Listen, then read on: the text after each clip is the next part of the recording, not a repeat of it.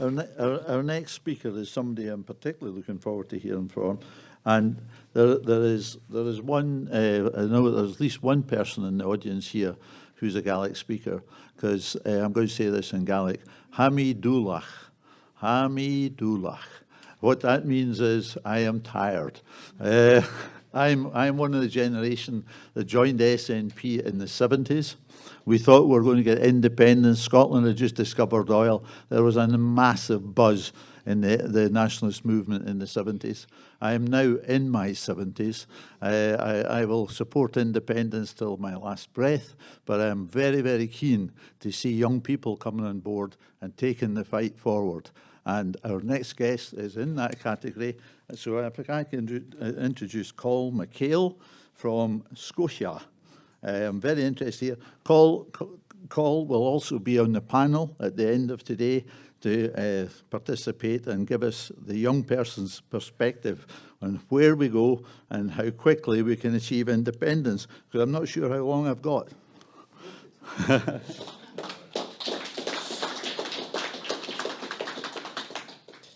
Thanks very much for having me today, folks.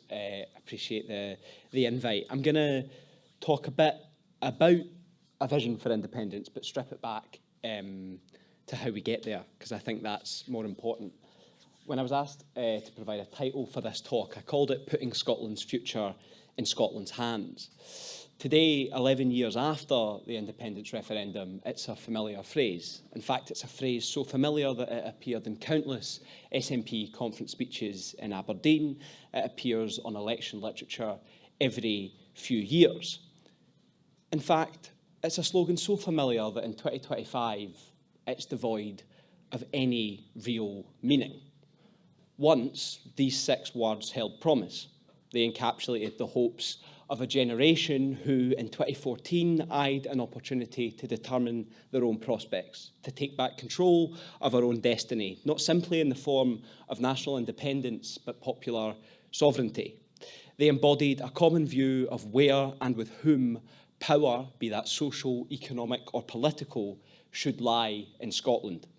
Yes, the British state was viewed by most as the primary obstacle to the realisation of democratic renewal, but opposition to that state had come to symbolise so much more.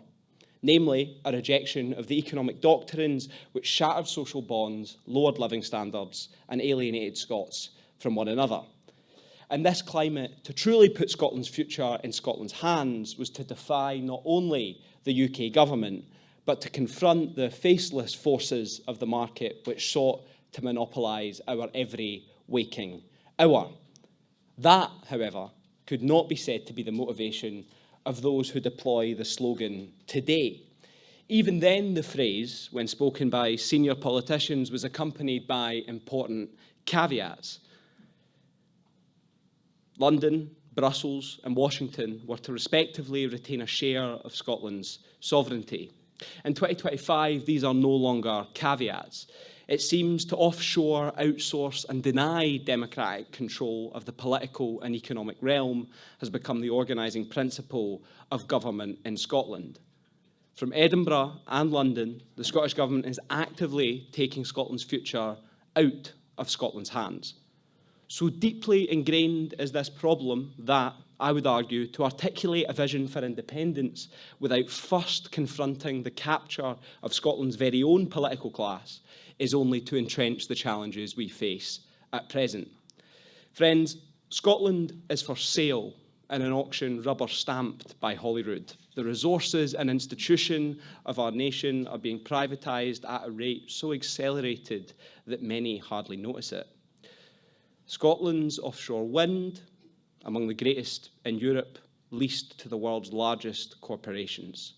Those ScotWind shares not owned by BP, Shell and SSE belong to asset managers like BlackRock, who own a controlling stake in 15 of 20 projects.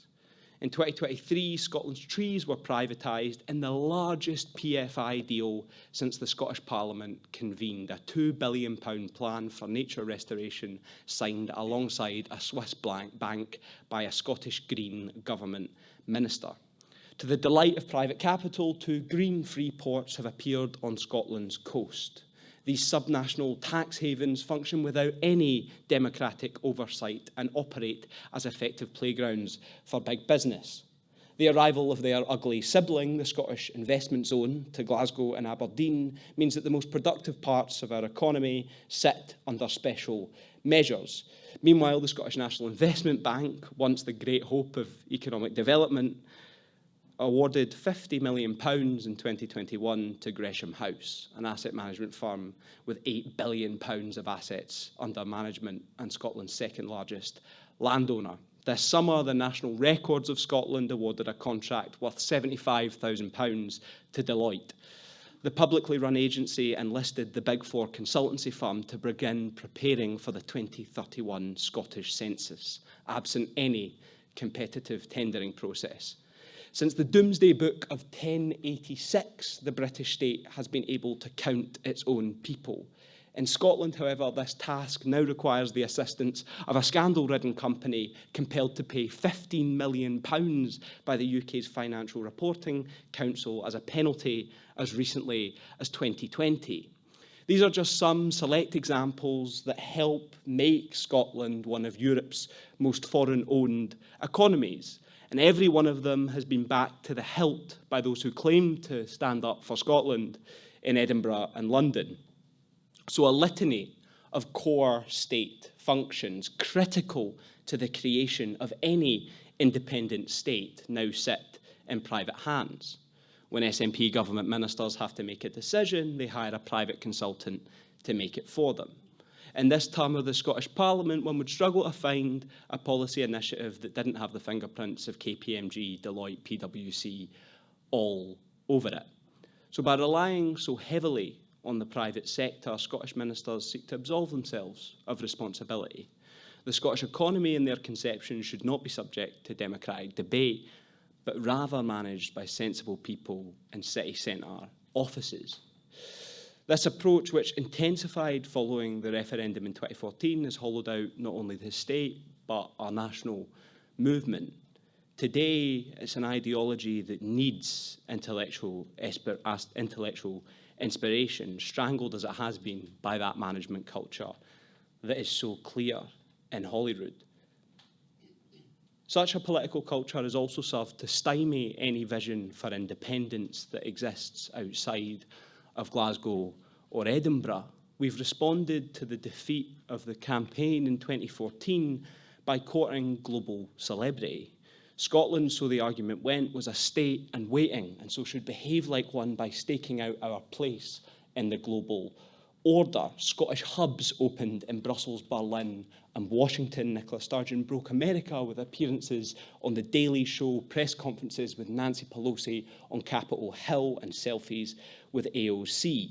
The domestic front of this mission focused on attracting multinational capital to Glasgow and Edinburgh, which were to take their places among the cities of the European continent. The rest of the country, however, was largely left behind in a vision for independence which fitted the Isle of Arran, Dunfermline, Fife, largely forgotten. And this, I believe, is more than anything else the source of the paralysis which today grips Scottish politics and the national movement more broadly. 60 years ago, Perry Anderson and Tom Nairn argued that the decline of colonialism would spell the end for the British state. Nationalism, they argued, would emerge in peripheral areas like Scotland, the affluence of which was no longer sustained by the profits of colonial and then neo-colonial development. For a long time, they looked to be right. However, while the discovery of North Sea oil in Scotland precipitated a major breakthrough for Scottish nationalism at the ballot box, it also preceded the arrival of American multinational corporations and foreign direct investment. This accelerated a process already underway thanks to the sizable US military footprint in Scotland, which would unhitch Scotland from the coattails of one declining empire and subordinate us to the interests of an ascendant alternative. The breakup of Britain envisioned by Nairn and Anderson has been delayed, for the moment, by the gradual incorporation of Scotland and our political representatives into the Washington consensus. You see it everywhere you look. Look at the number of Scottish MSPs and Scottish MSP staff who train in one capacity or another in America.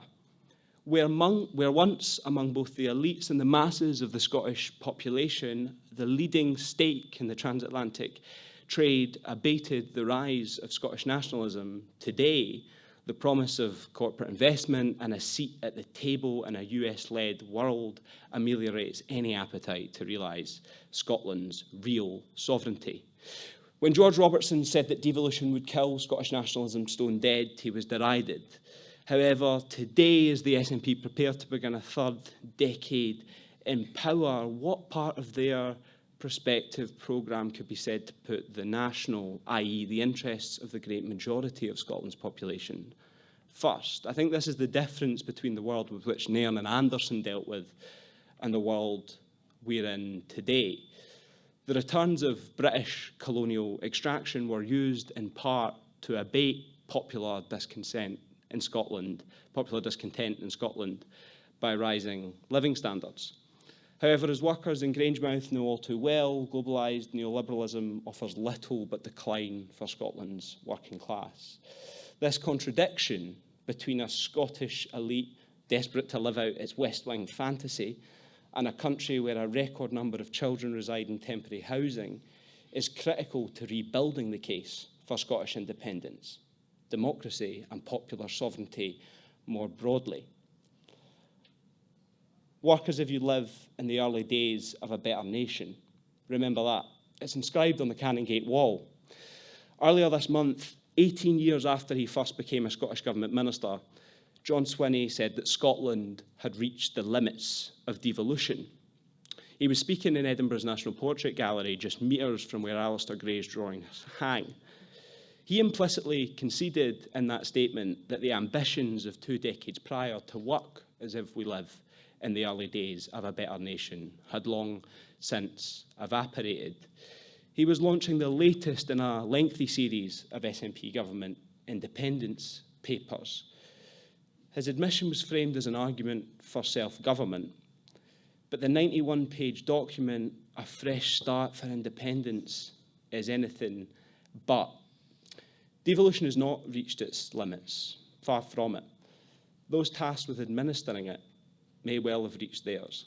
In Edinburgh, politicians compete to manage decline from a parliament which has become the opposite of what Donald Dewar intended. Talk about a means to an end. It's an end in itself. Today, if anything unites Holyrood's parties, it's their common inability to articulate a distinct national vision.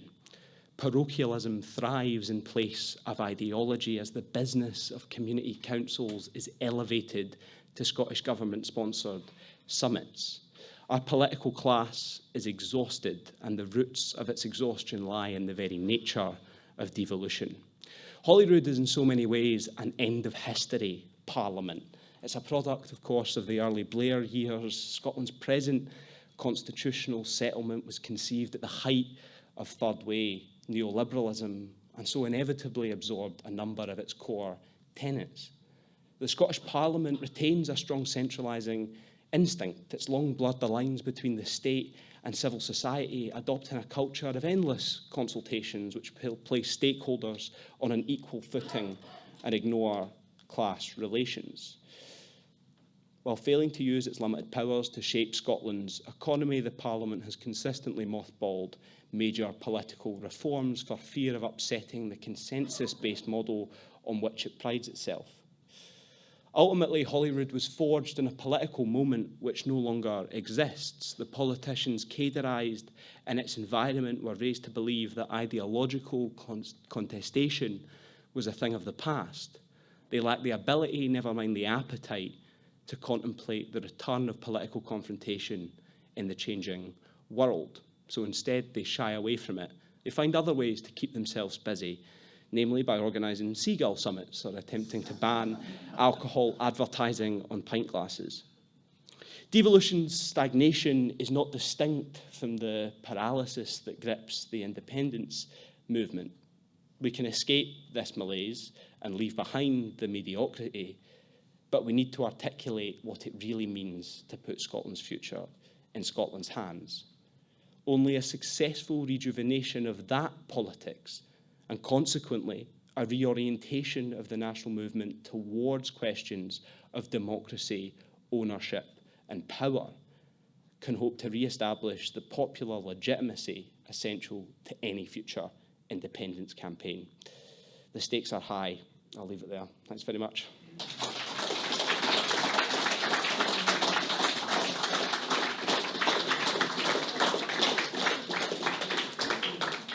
Well, thank you.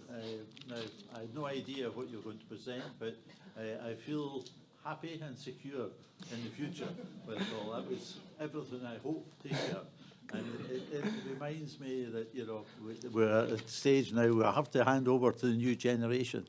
And something, I had to pull this quickly out of my bag. I wasn't going to use it really today, but it brings me in memory, into mind, Open the Doors, the great poem by Edwin Morgan, who actually, at the opening of the Scottish Parliament, said things like, what do the people want of this place? They want it to be filled with thinking persons, as open and adventurous as its architecture. A nest of fearties is what we do not want.